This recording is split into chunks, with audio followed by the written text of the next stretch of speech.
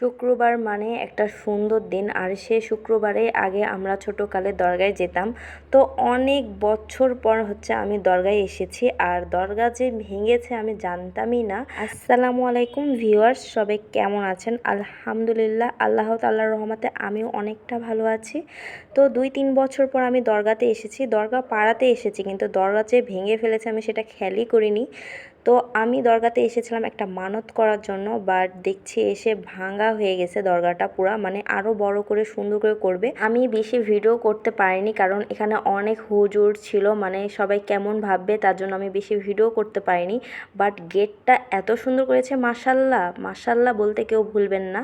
আমি নেক্সটে ভিডিও করে দেখাবো, যখন দরগাটা পুরা কমপ্লিট হবে, আবার নতুন করে করতেছে, তখন আমি আবার আপনাদেরকে ভিডিও করে দেখাবো যে কেমন লাগতেছে এখন দরগাটা। আর আমি কি মানত করতে এসেছি এই দরগাতে, যখন পূরণ হবে তখন বলবো। আগে কিন্তু মানত করা কোনো কিছু বলতে হয় না, তার জন্য আমি বললাম না, তখন আমি আপনাদের মাঝে শেয়ার করব ইনশাল্লাহ। আর এই দরগাটা এমন একটা জায়গা যেখানে আপনারা যদি নাও খেয়ে আসেন তাও খেতে পারবেন, মানে এখানে সব সময় খাবার থাকেই। এখানের সিন্নিগুলো এত মজার হয়, আমরা তো ছোটোকালে প্রচুর খেয়েছি, বড় হয়েও এখনও খাই। এই দরগাতে ঢুকলে দেখতে পাবেন অনেকগুলো ফকির, মানে সব ফকির বলেন বা যারা বাবা মাকে খেতে দেয় না, যে কোনো মানুষ এখানে এসে যদি বসে খাবারের অভাব হয় না। এখানে সবাই খাবার দেয়, মানে প্রত্যেক বড় লোকরা প্রতিদিন কোনো না কোনো কারণে খাবার দেয়, বিরিয়ানি খিচুড়ি। আর এখানের খাবারগুলো মাসাল্লাহ অনেক মজার হয়।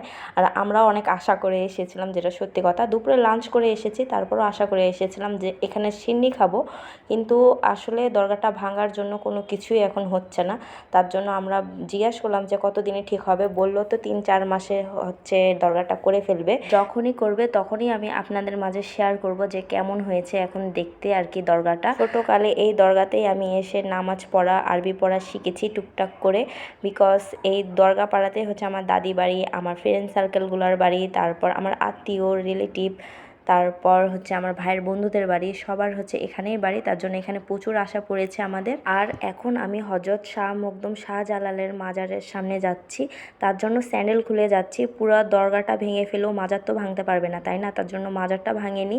আর আমি একটু ভিডিও করে নিয়েছিলাম, এটা হজরত শাহ মখদুম শাহজালালের মাজার। আমি চেয়েছিলাম এই মাজারের সামনে 2 রাকাত নফল নামাজ পড়ে আল্লাহর কাছে কিছু চাইবো, মানে মানত করতে এসেছিলাম, বাট সেটা হলো না, নামাজ পড়তে পারলাম না। কিন্তু সমস্যা নাই, আমি মাজারের সামনে আল্লাহর কাছে সব কিছু চেয়েছি, যেটা যেটা আমার দরকার। আর আমি বললামই তো আপনাদের কাছে শেয়ার করব পরে যখন হবে সেটা পূরণ। আমি অনেক বিলিভ করি, আসলে আমি যতবার আল্লাহর এখানে এসে আমি আল্লাহর কাছে চাইছি সেটাই পূরণ হয়েছে। আর আপনারা জানেন নাকি জানি না, বাট রাজশাহীবাসী জানে, আমার আব্বু আম্মু শুনাইছে গল্প, হজরত শাহ মখদুম শাহজালাল এক রাতের ভিতর এই দরগাটা বানাইছে। এখানে একটা জুলুমবাজ একটা লোক ছিল হিন্দু, যে মানুষকে বলি না দিয়ে সে ভাতই খেত না, তখন আল্লাহ তাআলা হজরত শাহ মখদুম শাহজালালকে পাঠায় এই হত্যাচারের হাত থেকে মানুষকে রক্ষা করার জন্য। আর হজরত শাহ মখদুম শাহজালাল একটা কুমিরের পিঠে আসে এদেরকে মারার জন্য, সে কুমিরেরও কবর আছে, বাট আমি ভিডিও করতে পারিনি, আমি পরে দেখাবো সব কিছুই। এই দরগাটা কিন্তু একটা মন্দির ছিল যখন ওই হত্যাচারী লোকটা থাকতো, কিন্তু হজরত শাহ মখদুম শাহজালাল এসে তাদেরকে মেরে এক রাতের ভিতর এটাকে দরগা করে ফেলেছে। আমার তো এই দরগায় আসলে আর যেতে মন চায় না, এতই শান্তি লাগে। তারপর আমরা মানত করার পর দান বাক্সতে কিছু টাকা দিয়ে চলে আসলাম। আর এই দরগা সম্পর্কে আমি যা জানতাম, যা শুনেছি, সেগুলোই শেয়ার করেছি আপনাদের মাঝে। যদি ভুল ত্রুটি হয়ে থাকে তাহলে ক্ষমার দৃষ্টিতে দেখবেন। এইবার চলে আসলাম হিমেল ভাইয়ের বাড়ি। হিমেল ভাইয়ের বাড়ি কিন্তু দরগার সামনেই। হিমেল ভাইয়া আমার ভাইয়ের বন্ধু, এখানে সভাপতি। তো ভাইয়া 3 তলা বাড়ি করেছে। এর আগেও অনেকবার এসেছি, তখন 2 তলা ছিল, কিন্তু 3 তলা আমার দেখা হয়নি। কুমু আপু আমাকে অনেক বলেছিল যে তার বাড়ি এসে দেখে যেতে, তো তার বাড়ি এসেছে, কিন্তু দুঃখজনক ব্যাপার কুমু আপুই ছিল না।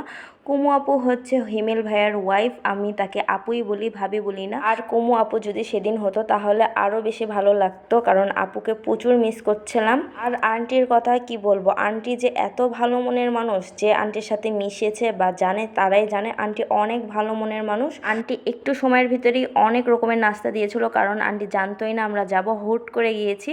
তো সেখানে খাওয়া দাওয়া করে আমরা চলে আসলাম গিয়েছিলাম। এখানেই হচ্ছে দাদি বাড়ি, আরও অনেক রিলেটিভের বাড়ি, সবার বাড়িতেই গিয়েছিলাম, বাট ভিডিও করা হয়নি। তারা ক্যামেরার সামনে আসতে পছন্দ করে না, তার জন্য ভিডিও করা হয়নি। তো আমরা হচ্ছে সন্ধ্যার দিকে বাড়ি চলে এসেছিলাম। বাড়ি এসে পোলাও আর গরুর গোস্ত রান্না করে সবাই মজা করে খেয়েছি। আর আমার ভিডিওটা দেখলে বুঝতে পারবেন অনেকটা স্লো, কারণ আমি ভিডিও করতেই পারিনি, অল্প একটু ভিডিও করেছি, সেগুলোই স্লো করে আপনাদের মাঝে সব কিছু শেয়ার করলাম। তো আজকে এখানেই বিদায় নিচ্ছে। আমার পেজটাকে সবাই লাইক ফলো শেয়ার করে দিবেন বেশি বেশি, যেহেতু আমার নতুন পেজ, এটা একটু সাপোর্ট করবেন। আর যারা ইউটিউব থেকে দেখছেন তারা আমার চ্যানেলটাকে সাবস্ক্রাইব করে দিবেন। তো দেখা হবে নেক্সট কোনো ব্লগে, ততক্ষণের জন্য সবাই ভালো থাকুন, সুস্থ থাকুন, আল্লাহ হাফেজ।